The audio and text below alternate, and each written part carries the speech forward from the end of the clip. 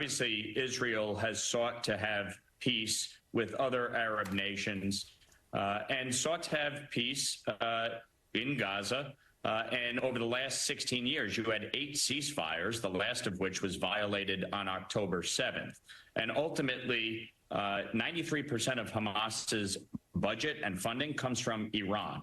And I think the prime minister has been very clear, obviously, on where he stands with respect to Iran. And look, the United States obviously has had a relationship with Qatar, and we've been trying to work through these negotiations to get the hostages released, which is paramount in this conversation. With respect to what happened outside of the Capitol grounds yesterday, I think it's unconscionable. It's disgusting. It's disgraceful. When you have not just Palestinian flags being raised, but you had individuals carrying flags of Hamas, writing Hamas in spray paint on monuments outside of Union Station, burning the American flag. I think, as the prime minister said in his speech, these folks are useful idiots for Iran.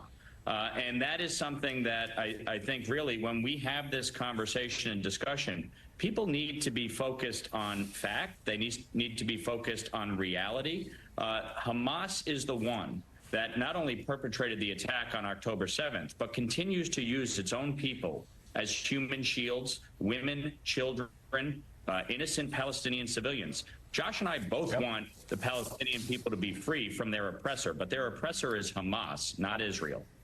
So, Congressman Gottheimer, tell us about this new legislation, this new bill you're putting forward, the PLO and PA Terror Payments Accountability Act of 2024.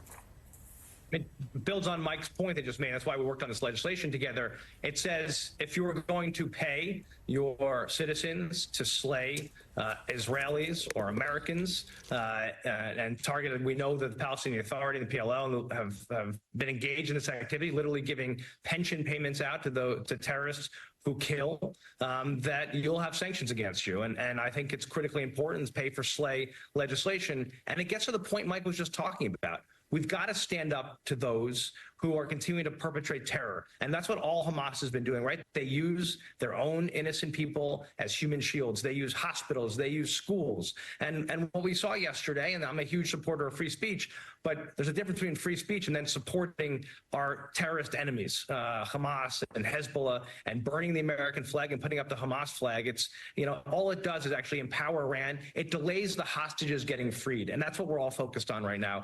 Those 5 Americans, including one of my constituents, being freed, and of course, honoring the 44 Americans who were killed.